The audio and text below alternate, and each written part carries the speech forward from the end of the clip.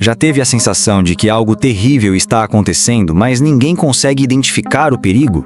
As democracias continuam de pé, as leis seguem em vigor, os líderes falam de liberdade e segurança. Mas por trás das aparências, o poder continua a agir, transformado, invisível, imperceptível. Michel Foucault, Giorgio Agamben e Federico Finkelstein mostraram que o autoritarismo não precisa gritar. Ele se infiltra, sussurra, silencia. Neste vídeo, você vai entender como a máquina do medo opera e como ela pode destruir tudo o que afirma defender antes mesmo que você perceba.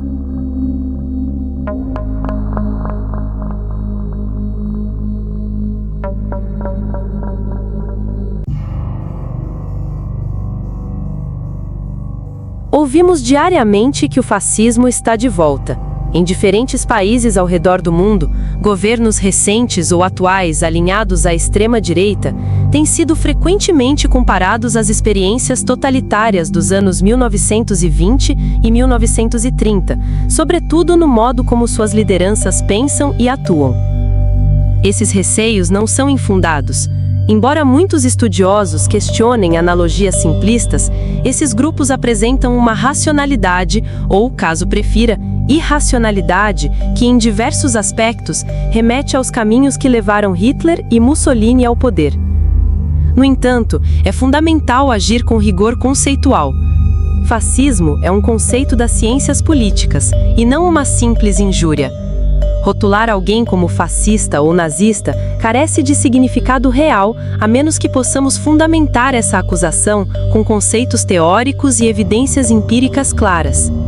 É justamente essa análise cuidadosa que propomos desenvolver a partir de agora, para compreender as características que definem o fascismo e avaliar até que ponto os contextos contemporâneos se assemelham ou divergem dessas dinâmicas históricas.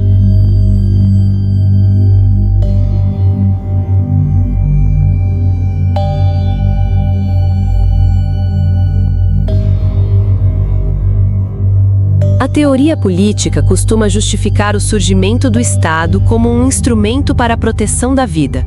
Pensadores como John Locke defendem que a existência de um poder acima dos homens só é legítima enquanto garante certos direitos inalienáveis, entre os quais o direito à vida aparece em primeiro lugar. Na prática, entretanto, as instituições nem sempre atuam em prol da proteção direta da vida individual. No mundo moderno, o poder régio era legitimado pela teoria do poder divino dos reis. O monarca era visto como representante na terra de uma ordem sagrada, incumbido de organizar a vida social conforme uma harmonia celestial. Nesse sentido, a justiça era entendida como uma consequência natural da sabedoria divina do monarca, que tinha o direito e o dever de agir de forma justa, deliberando sobre o viver e a morte dos súditos. A vida não era um direito, mas uma concessão do monarca. Por essa razão, o filósofo Michel Foucault caracteriza esse dispositivo por meio do imperativo de deixar viver e fazer morrer, indicando que o poder soberano exercia controle absoluto sobre a população, possuindo autoridade tanto para permitir a vida dos súditos quanto para decretar sua morte. Nesse contexto, a vida dos indivíduos não possuía valor intrínseco ou garantias universais, mas estava subordinada à vontade do soberano, que detinha o monopólio sobre o direito à vida e à morte. Essa lógica do poder enfatizava o direito de matar, ou não proteger, como expressão suprema da soberania. A partir do final do século XVIII e, sobretudo, ao longo do século XIX, essa racionalidade começou a ser desafiada e transformada, em especial após a emergência das revoluções liberais, que resgataram a ideia dos direitos naturais, incluindo o direito à vida como fundamento inalienável. Para Foucault, nesse período emergiu uma nova forma de governamentalidade chamada de biopolítica, cujo princípio central é fazer viver, ou seja, mecanismos e técnicas de poder dedicadas a promover, proteger e maximizar a vida da população, em contraste com o antigo poder de soberania focado no castigo corporal e, em muitos casos, na obliteração completa dos corpos. Capítulo 2. O paradoxo sombrio. Os direitos humanos encontram o genocídio. Aqueles que ainda não abandonaram esse tema complexo devem estar se perguntando o que toda essa digressão tem a ver com o fascismo. Explico. Há um interessante paradoxo nas sociedades contemporâneas que precisa ser entendido para que possamos unir esses pontos. No mundo contemporâneo, a morte violenta não desapareceu no século que colocou a vida como um direito universal. Pelo contrário, os momentos históricos em que os direitos humanos foram mais formulados e pregados, especialmente durante o século XX, foram também aqueles em que se perpetrou o maior número de massacres em massa. Como explicar essa contradição? A tensão entre a promessa universal dos direitos humanos e as realidades brutalmente violentas dos regimes políticos ou das guerras evidencia que o direito à vida, apesar de afirmado teoricamente, convive com práticas efetivas de negação da vida em larga escala. Para Foucault, a explicação dessa aparente contradição está no aparecimento do racismo de Estado. O racismo, nessa lógica, seria um corte social.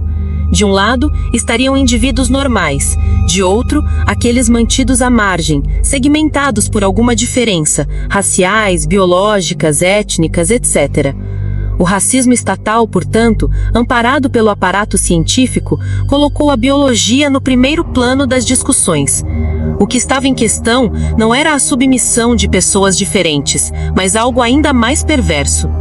A lógica segundo a qual indivíduos inferiores poderiam infectar, contaminar o tecido social e assim provocar a decadência, a degeneração da raça superior ou mesmo de toda a espécie humana. A conclusão é simples. Para a proteção do corpo social, a metáfora biológica não é por acaso, esses agentes degenerantes deveriam desaparecer. O nazismo foi o paroxismo desse processo.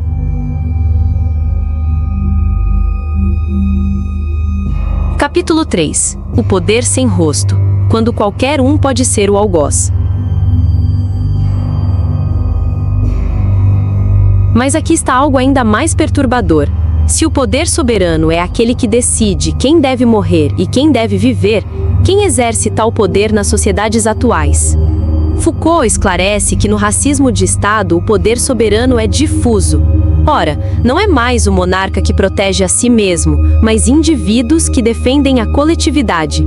Um judeu na Alemanha nazista poderia ser morto por qualquer agente do Estado.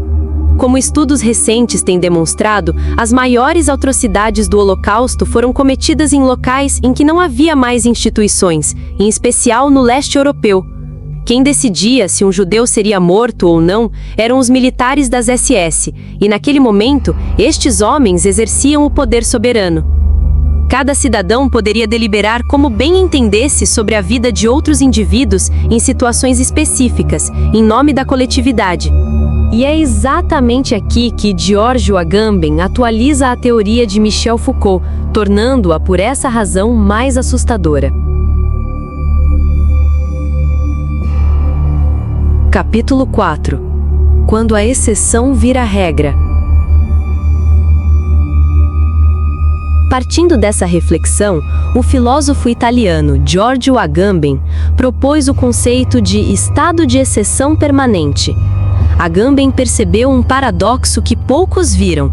As democracias carregam dentro de si as sementes de sua própria destruição. Inspirando-se nas formulações anteriores de Walter Benjamin, que argumentava que a exceção poderia tornar-se a regra na política moderna, Agamben ampliou essa ideia ao destacar que o estado de exceção, originalmente concebido como uma suspensão temporária das normas legais em situações de crise, tem se tornado uma prática contínua e normalizada nas sociedades contemporâneas. Essa suspensão permanente do direito legal cria uma zona cinzenta onde o soberano possui poderes ilimitados, deixando os cidadãos em um estado de vida nua, zoe, desprovidos de proteção jurídica e reduzidos à mera existência biológica, passível de controle e exclusão. Assim, o estado de exceção não apenas revela a fragilidade das garantias democráticas, mas também expõe a tensão fundamental entre o poder soberano, que decide sobre a vida e a morte, e os direitos individuais, uma tensão que, para Agamben, está no cerne da configuração política moderna. Dessa forma, as democracias, ao tolerarem ou institucionalizarem esses estados de exceção, expõem-se ao risco de erosão das liberdades civis e da própria essência do Estado de Direito, colocando em xeque a ideia de soberania baseada no respeito aos direitos humanos e ao pluralismo legal. O estado de exceção é um mecanismo jurídico de defesa da democracia. Caso haja uma ameaça externa, os direitos e garantias individuais seriam suspensos para que esse mal fosse combatido. Uma vez o perigo neutralizado, a democracia seria restabelecida. Ou seja, como o próprio nome sugere, seria uma anomalia, uma exceção à regra democrática. Agamben percebeu que, caso esse perigo seja difuso, difícil de identificar, o expediente jurídico da exceção pode se tornar permanente. O exemplo principal é o próprio nazismo. A Constituição de Weimar não foi revogada pelo Terceiro Reich. Porém, com a justificativa de proteção do povo alemão, instalou-se um estado de exceção. Proteção contra quem? O risco eram os comunistas. Mas quem eram os comunistas? Impossível responder de forma cabal. Poderia ser qualquer um. Desse modo, o inimigo nunca seria neutralizado e a exceção transformou-se em regra. Foi exatamente isso que aconteceu na Alemanha nazista. Hitler nunca revogou a Constituição de Weimar. Ele simplesmente declarou o estado de emergência permanente. O inimigo invisível garantiu que a exceção nunca terminasse. E assim, a democracia alemã morreu por dentro, mantendo sua fachada externa. Outro caso, estudado por Agamben, foi a era Bush. Para combater o terrorismo, diversas garantias individuais foram sendo relativizadas. Mas assim como o comunismo, o terrorismo é um perigo oculto, difuso. Assim, as medidas de exceção logo se tornaram regra. A prisão de Guantánamo talvez seja emblemática. As pessoas para lá enviadas não possuem nenhuma classificação precisa, portanto, não possuem direitos. Não são americanos, não são prisioneiros de guerra, também não são estrangeiros. Tal anomalia formou um vazio jurídico em que tudo é possível. São comuns, por exemplo, relatos sobre presos que sequer foram julgados e são submetidos a torturas sistemáticas. Capítulo 5. O fascismo fraco. A nova face do autoritarismo democrático. O historiador Federico Finkelstein utiliza o conceito de fascismo fraco para descrever uma forma específica de autoritarismo que tem emergido recentemente, situada entre o fascismo clássico e o populismo.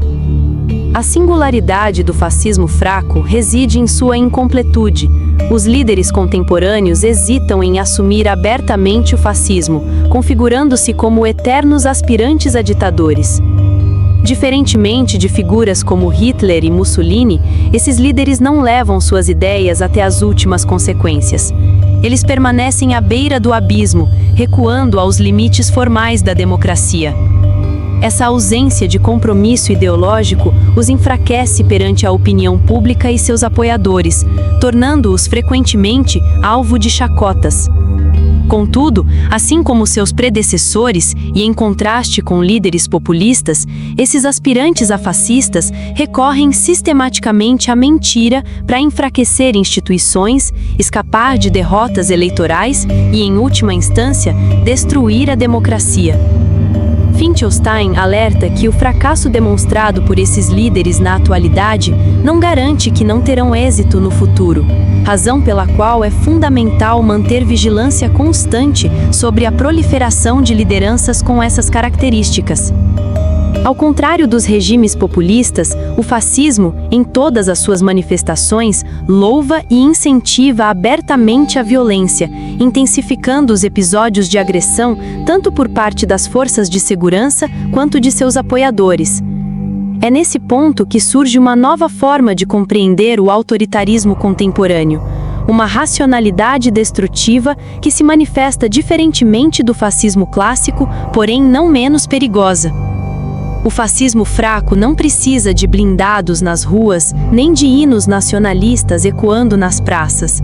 Não exige marcha ou uniforme.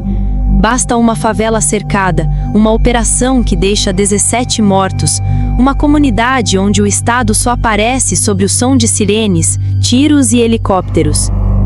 O fascismo fraco não busca convencer. Ele quer cansar, quebrar, render ao medo, à precarização e ao silêncio. Chegamos então a uma inquietante constatação de Federico Finkelstein. O fascismo contemporâneo não precisa ser total para ser letal. Capítulo 6. A anatomia do fascismo fraco. Como funciona a máquina da incompletude? O fascismo fraco opera através de 4 elementos centrais, mas nunca todos simultaneamente. 1. Xenofobia, o medo do diferente como combustível político. 2. Mentiras totalitárias, a pós-verdade como arma de guerra. 3. Violência seletiva, não contra todos, mas contra os certos. 4. Democracia capturada, usar as regras do jogo para destruir o jogo. É um fascismo calculista que entendeu que a democracia liberal tem anticorpos, mas eles podem ser neutralizados gradualmente. A retórica alarmista e inflamada da extrema-direita transforma o medo em ódio. E o ódio clama pela vingança, pela exceção. É a antítese da democracia.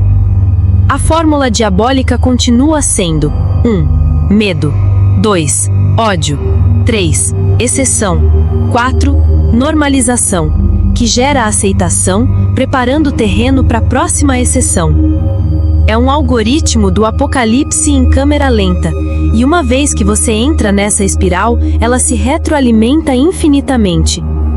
Esse processo abre espaço para todo tipo de discurso radical que se materializa em ações violentas contra as minorias. Forma-se um ciclo vicioso que leva todos à ruína. A desordem gera medo, o medo reverte-se em ódio, o ódio em exceção, e essa, por sua vez, em caos. Enfim, é uma engrenagem que retroalimenta a desordem social. Essa foi a dinâmica do nazismo que arruinou a Europa, e é justamente nesse espiral do apocalipse que estamos entrando no século XXI.